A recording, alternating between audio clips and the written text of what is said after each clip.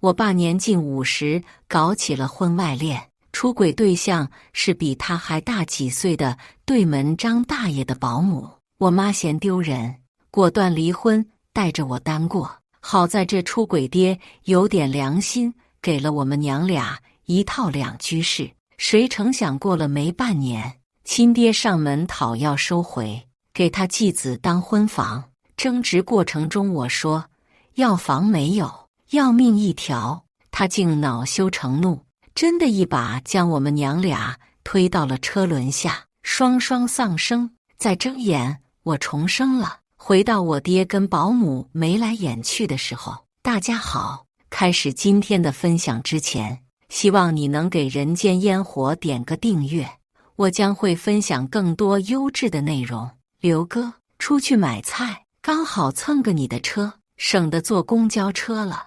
我站在门后，猫眼看着我爸跟那个衣着质朴、面相老实的保姆说话。行啊，春花，顺路。哼，装模作样。我爸乐呵呵地甩着车钥匙走在前面，全然忘了刚刚他出门前说的是去我奶家看看。之前还真没注意过这俩人是怎么勾搭上的。想起昨晚偷看我爸手机上俩人不堪入目的聊天记录，哥哥一大早出门挤公交，人家都挤不过，拿的东西又多又重，明天你开车送人家好不好？不好，宝贝，我病了。啊？咋了？严重吗？吃药了吗？相思病，不用吃药，见见你才能好。讨厌哥哥，明天见了。呸，比我爸还大几岁呢，这哥怎么叫出口的？看着这肉麻的对话，完全想象不出来这能从我那个老实巴交的爸嘴里说出来。我爸本来一普通上班族，前年赶上拆迁，我们家得了3套房加100万，从此我爸就辞职在家遛豌豆狗，享受生活。我跟我妈也没意见，反正钱也够花，就随他意了。本来一家和睦、颐养天年的日子，谁不羡慕？结果这闲出事来了，搞起了婚外恋，不止将家产悉数奉上，还要对我们娘俩赶尽杀绝。重生一世，我绝对不允许这样的事再发生。我倒要看看这老妖精给我爸灌了什么迷魂汤。上一世我跟我妈都是温吞的性子，老爸出轨后，我妈更是第一时间想求得他回头是岸。老刘，咱俩都过了20几年了，眼看是半截身子埋黄土的人，我伺候你大半辈子，你怎么就别抛下我跟女儿啊？我妈抓着他的裤腿，趴在地上声嘶力竭地哭诉：滚，做个饭，洗个衣服，打扫个卫生就叫伺候了？你懂什么是过日子吗？一点情趣也没有，跟你过了这么多年，简直是浪费我的时间。你看看哪点比得上春花？你给我滚远点！我爸毫不怜惜地狠踹在我妈身上，这么些年也没给老子生儿子，要不是春花差点断了我们老刘家的香火。爸，你干出这种丑事，怎么还理直气壮？你对得起妈妈和我吗？我对不起你，供你吃，供你穿，供你上学，死丫头还不知足，挑你老子的理。说着，他的拳脚也砸到了我的身上。早晚要嫁出去的死丫头，你们娘俩给我老老实实的，如果再去找春花的茬，动了胎气，你看我怎么收拾你们！说完摔门而去。看着很摔的门和狠心的人，我跟我妈伤心的抱头痛哭。后来我爸竟然肆无忌惮地带着小三上街串门，两家亲戚都看不过眼去，好心规劝我爸，结果就是大打出手，也没有换得我爸回头。最后我妈苦于背后指指点点的折磨，带着我离开了这个家。妈，我出去一趟，等等，吃完早饭再走。你们爷俩咋回事？我这忙活个大早，一个两个都不吃，赶着投胎啊！我妈不悦地端着早餐从厨房里走了出来，我拿着路上吃，再不出门不赶趟了。抓了俩鸡蛋，我就匆匆出了门。师傅，跟上前面那辆小轿车。我跳上一辆出租车说：“抓奸。”司机师傅一脸八卦地看着我：“没有，那我爸忘带钱包了，我给他送去。”我尴尬地呵呵一笑，司机也不知道信了吗？反正一路上紧紧地跟在我爸车后。在菜市场下了车，我偷偷地跟在那俩人后面，一切正常的不能再正常。一人拎着一个装满蔬菜的袋子，真的就像两个搭扮出来买菜的朋友。我不时地拿手机出来拍几张照片，就当我以为这趟白来时，看见俩人双双走进了菜市场深处的一家小旅馆。呵，抓到了！果然出来就是那点事。我对着两人的背景就一顿偷拍加录像。半小时后，两人出来了，我蹲在暗处又拍了几张，嗤笑一声：“老头，神速啊！”回家在小区花园里遇到了对门，张大爷正在楼下遛弯，我凑了过去。张大爷虽然年事已高，但是身体英朗，生活也能自理，搞不明白为什么要雇一个保姆。张大爷，遛弯呢？哎，甜甜没上班，最近不忙。对了，大爷，你那个保姆从哪找的呀？我奶这年龄也大了，也想找一个呢。我问道。春花呀，就在前面那个公园，你去看看。张大爷指了指。哦，我是看您那个保姆挺能干，挺省心的，还以为是从什么中介找的呢。这也是缘分。我早上经常去那里锻炼，一来二去的，经常遇到春花，这就熟了。她也要找工作，索性就让她来我这里跟我做个伴了。这春花来了后，伺候的可安逸了，还会按摩呢。张大爷乐呵呵地说，沉浸其中。哦，那我改天也去那里转转。呵，就这么几句话，我明白了，这保姆有点手段，并且一开始的目标应该是张大爷，不是有专门针对有点小钱的孤寡老人下手，骗婚骗钱的，估计他就是了。既然他的目的是钱，那我的目的也是钱。爸，我打算买辆车，差点钱你给点呗。晚上吃饭的时候，我看着一直偷偷抿嘴笑，俨然一副热恋中状态的老爸说：“买车？你刚开始工作，等你结婚的时候再买。新车当个陪嫁也好看。”我爸头也没抬的拒绝：“我这连对象都没有呢，结婚猴年马月。你看你闺女这脸蛋，骑车晒得黑成蛋了，这还上哪找男朋友啊？”我强忍着恶心撒娇：“爸爸，求求啦，他不就喜欢这种腻歪的语气吗？别瞎整，就你那技术，能开车上班？不行，让你爸天天去接送你，反正他也闲着。”我妈也不同意，那让爸接的话，他这一天的时间可就要耗在我身上了，随时待命。我这上下班没点，人家现在正热恋，巴不得24小时黏一起呢，有空伺候我。也是，你爸最近看着挺忙的，都不着家，买一辆也方便。我妈想了想又说，然后老头子果然松口了：“你想要个什么车呀？宝马车？我看咱们小区里好几个女孩都开这个车，要了你爹的命吧。咱什么家庭能开得起这车？”呵，什么家庭？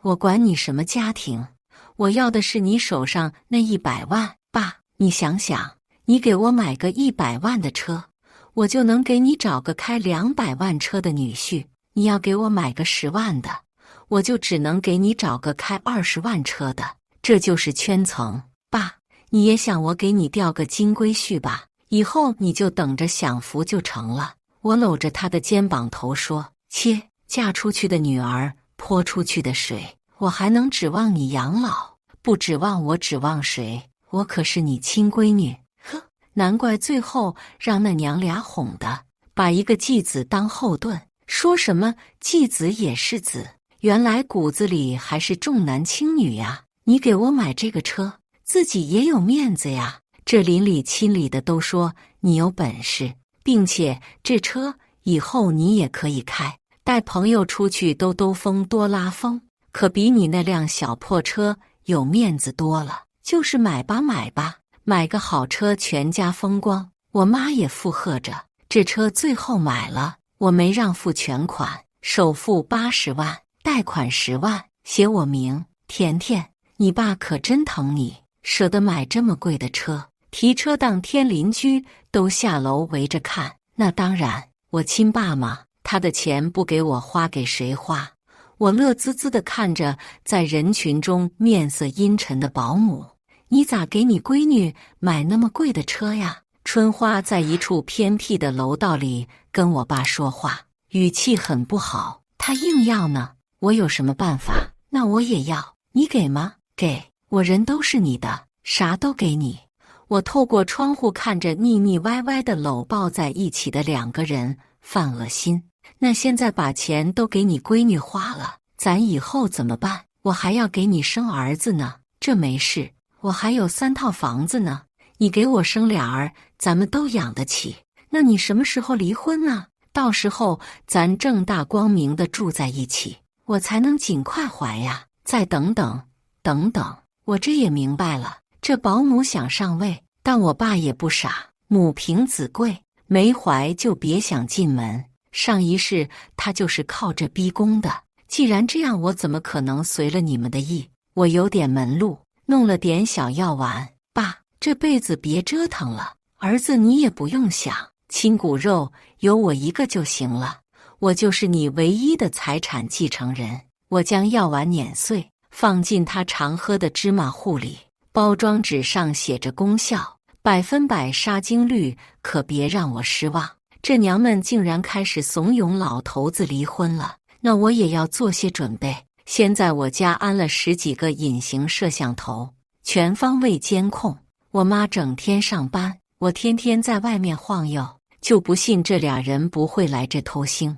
拿着这几天偷拍保姆的单人照，我来到了张大爷说的那个公园。不得不说，这老年人交友圈更加炸裂，不时就看见俩人拉拉扯扯的，皱着眉撒摸了一圈。看见一个落单的妇女，我走上前去：“阿姨，您在找保姆的工作吗？”“哦，是。”她先是谨慎地看了我一眼，然后回道：“阿姨您别紧张，我们小区张大爷家保姆春花就是在这找的，我们一家人看着可满意了，我就过来看看。我看跟你还挺有眼缘的呢。”我笑着看着她说：“春花？对呀，您认识？本来我就想来试试看，能不能遇上知道那保姆底细的人，没想到第一个就遇上了。你看看照片是他吗？”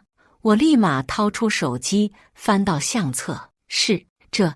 前段时间我们一起在这找活的。那女人看了照片后点点头：“春花可厉害了，照顾的张大爷每天乐滋滋的。”我夸赞道：“他是挺厉害。对了，先说好，我只照顾女的或者夫妻，单独一个老头我不干的。”那人先是嘴角一撇，鄙夷了一番，然后说：“为什么？现在就是单身的老头多，需要照顾，女的大多都能自理了。反正我不去，我不是那种人。”看着他别扭的样子，我就知道这人找对了，他肯定知道春花的事情。我明白，阿姨是不是春花跟张大爷也有那么回事啊？我一脸八卦的表情凑过去，跟我说说呗。那老头整天美滋滋的，我就觉得有事。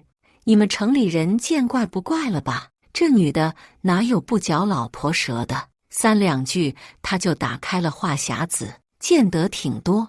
但这春花咋就找了个年龄这么大的？张大爷眼看就80了，能活几年？还能娶了她？那女的左看右看，然后凑到我耳根边说：“她呀，就找这样的，伺候一段时间就送走了，哄得老头立遗嘱，死一个挣一个。”啊，那家里人能同意？怎么不同意？他要的又不多，一次几万，打发打发就走了，否则就去人子女单位闹。呵，猜的果然没错。那他这手上也落不少钱了呢？哪有？他有个儿子，花天酒地，吃喝嫖赌，老妈弄这些钱全让他败光了啊！我配合地做出不可置信的夸张表情。聊完后回家的路上，我不禁思考，既然这么缺钱，为什么把主意打到我爸头上？他看起来不像是个一时半会儿就能没的人啊。上一世，我爸跟保姆出轨的事传得沸沸扬扬，让我们娘俩在亲朋好友面前都抬不起头来。这一次我一定要主动出击，化被动为主动。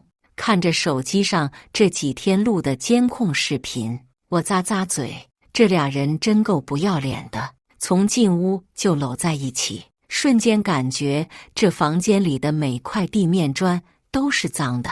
我妈下班后，那俩人出去约会还没有回来。我本并不想让我妈这一世再去受到伤害，但是不跟她提前摊牌，我怕到时候她受到的刺激更大。妈，我爸出轨了。我也没做什么铺垫，直接开口说：你怎么知道的？我妈淡定地看着我，本以为她会很惊讶，但是她的表情告诉我，这是她早就知道了。妈，你知道了？早知道了。一个被窝里出来的人，撅一下定我就知道放什么屁。我妈不屑地说：那咱们怎么办？我爸这次玩真的，不会善罢甘休的。还有对门那保姆有很大的问题，闺女这个事，妈早就有数了，谁动咱娘俩，谁死。我看着我妈目露凶光，她的脾性发生了翻天覆地的变化。我将这段时间偷拍的两人视频发到我妈的手机上，为了能脱身，我跟我妈说拿这些证据去逼我爸净身出户。我妈竟然说不急，不能轻易地放过他们。看见过妈妈目光中的狠厉，我仿佛察觉到了什么。妈，你相信重生吗？我小心翼翼地问。你？我妈立马抬头，双手紧紧抓住我的手臂，生疼。是，我也是。瞬间我泪如泉涌。我们两人都在那场车祸后重生了。闺女，我们一定要让那对狗男女付出代价。这几天把你奶接我们家里来住一段时间。我爸虽然重男轻女，但我奶在这个家里的地位说一二。上一世如果没有他的照拂，那套房子估计渣爹也不会给我们。我当天下午就开车将奶奶接到了家里来。晚上10点半，对门有了声响，稍后我家的门也被打开了。站住！妈，你怎么来了？我爸乐滋滋地回家后，看着在客厅正襟危坐的老太太，内心一怔。你干什么去了？晚饭也不回来吃，大晚上不得安生。我奶严厉地指责我爸，就跟朋友出去玩了一会儿。我爸小声地回答：什么朋友？刚刚在楼下，我可看见他跟春花前后脚进的单元门。爸爸虽然不上班了，但也有应酬呀，这个不好拒绝。不过奶奶你过来就好了，以后也有借口拒绝了，你说是吧，爸爸？我轻抚着奶奶的后背，让她别生气。就是妈，以前上班时候的一些朋友不好拒绝，以后我肯定不去了。老刘也不常去，就最近可能真的是闲的。妈，你别生气了。我妈出来也附和着。我奶这才瞅了我爸一眼，回到了自己屋里。我跟妈对视一眼。从小我爸天不怕地不怕，就怕这个老妈，但上一世为了那个保姆，竟然连他都敢忤逆，这得被那个女人喂了多少雄心豹子胆。这一世可就没那么幸运了。以后在我奶眼皮子底下看你们怎么偷腥。我看着已经空了的黑芝麻糊，不知道有没有起作用，扭头立马上网又下了几单小药丸。我奶来的这几天，果真那俩人老实了。我爸也着家了。哥哥，最近都见不到你呢，宝贝。我妈来了，我得陪着呢。再等等，过2天我就送她回去。可人家想你，咱们去菜市场那个旅馆呀。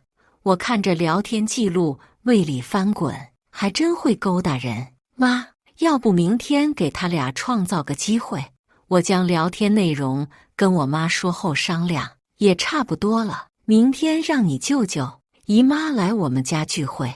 我妈嘴角上扬，笑着说。第二天一大早，我爸看着我搀扶着奶奶大包小包的往外走，疑惑地问我们去哪。我带奶奶去爬爬山，这么久了也没陪她好好玩玩。爸，今天就你自己在家里吃饭了哈，我们得傍晚才能回来。我回道：行啊，你们好好玩，不用着急回来，我自己能解决。我爸听到这，面上的喜悦根本掩饰不住。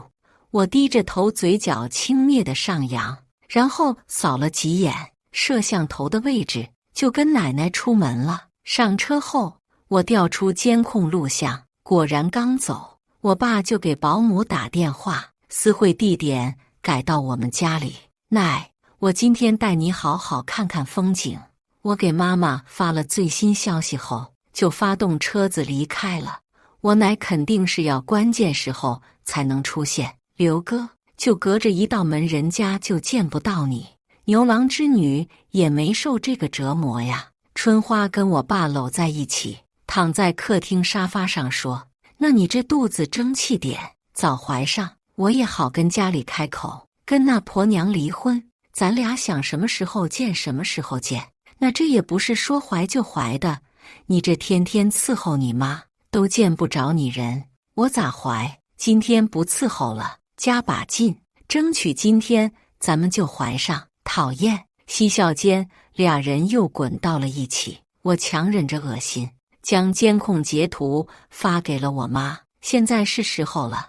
我冷哼一声，拿起手机打了个电话。舅舅，听我妈说，今天你跟姨妈要来我们家玩。对，到你们小区门口了，你妈应该也快了。我带我奶出来爬山了。既然这样，我们就回去吧。不去了，我爸在家，不过也可能出去玩了。最近他总不着家，你直接输密码进去吧，145345，我们这就回去。看着监控里翻云覆雨的两个人，我冷笑一声，一会儿可别被吓着。滴滴滴，姐夫在吗？呀！两人进门后看见的是两个白花花交叠在一起的人，在干什么不言而喻。姐，你跟姐夫办事怎么不去屋里？两人扭头看着屋外，不好意思再看一眼。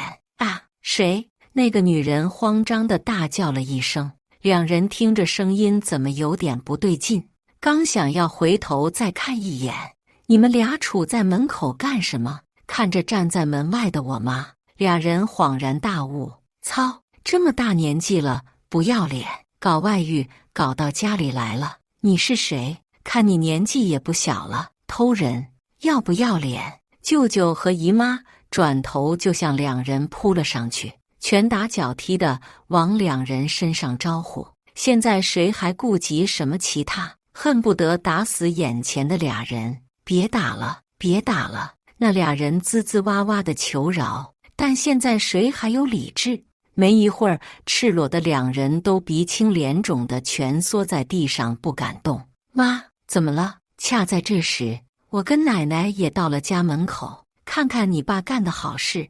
我妈侧身将我跟奶奶让了进来。爸，你出轨了，还带人来家里乱搞，这不对门保姆吗？你们，我一脸不可置信地说。搀扶着奶奶手的我，明显感觉到她身体晃了一下。奶奶，我关心地问，你造孽啊！你是好日子过腻歪了。我奶气愤地上前，对着我爸的头就狠狠地甩巴掌。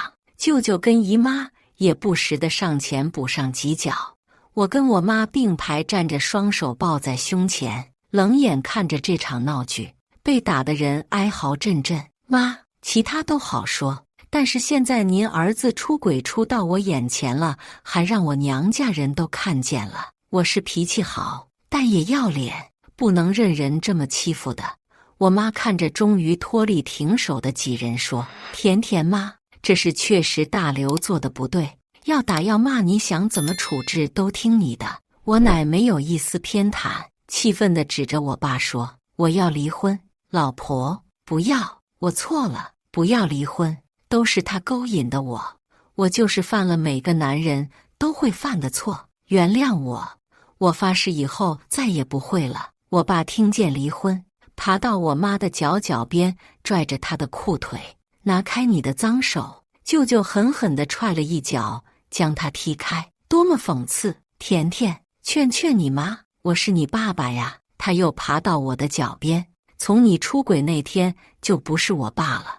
我冷漠地看着脚边的人，不要，我不离婚，我写保证书，我就一时鬼迷心窍了，跟他没什么的。刘哥，你说要娶我的，要我给你生儿子的，你不能就这么甩了我呀。春花听到这不干了，本来被捉奸后，她以为能顺势逼着这人离婚，自己就上位了，没想到竟然要跟他撇清关系，那这么多天白睡了。你给我闭嘴！我爸凶狠地大吼。春花吓得不敢吱声。妈，你劝劝他，我真的知道错了。我爸又爬到我奶的跟前，老太太浑浊的眼神中透露出鄙夷。甜甜妈，你们两口子年龄也不小了，俗话说老来伴，这离婚说出去也不好听。甜甜眼看也要找婆家了，到时候这出轨的又不是我，丢人的也不是我。对，我爸出轨的时候怎么没有想到以后会影响我找婆家？我奶为难地看来看去，深深地叹了口气。对，离婚，让这狗东西净身出户。舅舅在一旁跟着说，你要不同意，我就拿着大喇叭在这周围吆喝，让你出名。不要，我爸慌张地说。甜甜妈，这是我们认了，一日夫妻百日恩，这样你给他留套房子，这么大年龄了也算有个窝，其他都归你和甜甜，行吗？行。我妈也没有迟疑答应了。我不解地看了她一眼，就这么轻易地放过他们？我妈给我使了一个眼色，我便知道她还有后招。我奶也在这住不下去了，看着我爸狼狈的样子摇摇头，上梁不正下梁歪，有什么样的老子就有什么样的儿子，然后就回自己家去了。离婚手续还有1个月的冷静期，但是房产过户在第2天就完成了。为了防止出现上一世抢房子的现象，2套房子直接过户到了我的名下。妈，上一世他们可是为了房子把我们赶尽杀绝，你怎么还给留1套？还有那个保姆和儿子没解决呢，不给他留点东西，吊着怎么上钩？春花回到张大爷家，当天就辞职了。张大爷还一个劲的挽留。春花，你这身上有伤，再这样也一样。我这又没多少活，不用了，回家好得快。他当然不好意思说是被人打成这样的，说是在路上出了车祸。张大爷还叮嘱他伤好了再来，他落荒而逃，就这么让他走了。等着吧，没几天就回来了。3天后，哐哐哐，开门，开门！我正在家里睡觉呢，听见门口有人在疯狂地砸门，透过猫眼看见一个瘦高个杵在门口，后面隐约看一个人影是春花。妈，春花来了，还有一个男的，估计是他那儿子。我跑进我妈的卧室喊他，等了3天，终于来了，走出去会会。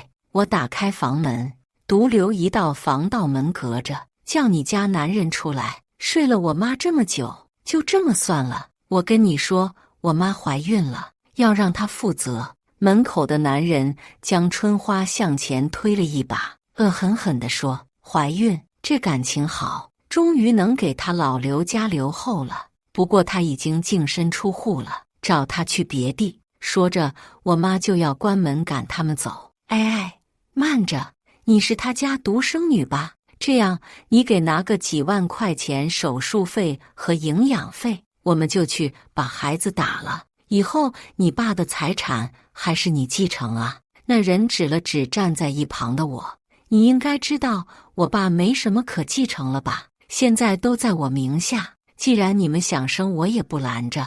既然这么想生，就让你妈给你生下这个弟弟吧。我爸还有套房子，他养得起。我挑衅地说：哼，你能生出来才有鬼！你……他愤怒地指着我，说不出话来。春花，伤好了，回来上班吗？正在此时，张大爷要出去遛弯，打开了他的房门。没有，没有。春花赶紧摆摆手，想拉着自己儿子走。我妈之前在你这上班。那人将身子转向张大爷质问。张大爷点点头回答是。那就有得唠了，老头去你家看看，我妈有没有拉东西。他坏笑一声，推着张大爷倒退回他的房子，关上了门。妈，怎么办？张大爷不会有事吧？我有些担忧。不好说，我给张大爷闺女打个电话。凤姨，我看你家保姆带一个男的来你爸这了，来者不善，你赶紧过来看看吧。挂了电话后，我们没有离开，一直隔着防盗门观察里面的动静。本来的计划是在他们找上门来时，将我爸给推出去，让他们跟我爸狗咬狗。怎知讹上了张大爷。我怀疑张大爷这次得出个大血了，那么大年龄了还管不住自己下半身，也是该。张大爷闺女没有一会儿就来了，我妈又跟他说了下大体情况。他哐哐敲了几下，没人来开门，就拿出钥匙自己开了。一眼望去，客厅被翻得乱七八糟。你谁呀？偷东西！张大爷女儿不是吃素的，散打冠军，一个擒拿就将正在满屋翻找的人压制在身下。疼疼疼！你又他妈谁呀？这我家那是我爸，你睡呀！他看着在沙发上战战兢兢坐着的老头，以为遇到了入室抢劫。你是这老头闺女，那就好办了。你家老头在我妈给他当保姆的时候性骚扰他，你们得赔钱。什么？他是认识这个保姆的，他爸也一直对他赞不绝口，但是他爸性骚扰，他不信。你他妈胡说八道！然后他攥紧拳头，一下下地挥舞到他的身上。我跟我妈听见动手了，也立马冲到他们家，看着正在泄愤地挥舞着拳头的人，赶紧拉了下来。冷静，冷静，别把人打死了。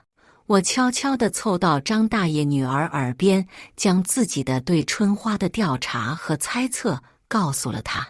她目瞪口呆地看着站在一边的女人，一把上去抓住了她的头发。搞诈骗是吧？你这贱货，这么大年龄的你是真不怕他死你身上啊？我没有。春花的手抓在自己头皮上，想缓解这份疼痛，但是张大爷女儿的力气不是盖的，甩得人东倒西歪，人疼得哇哇直叫。甜甜，报警！今天我就替天行道了。接到命令后，我立马拨打了110。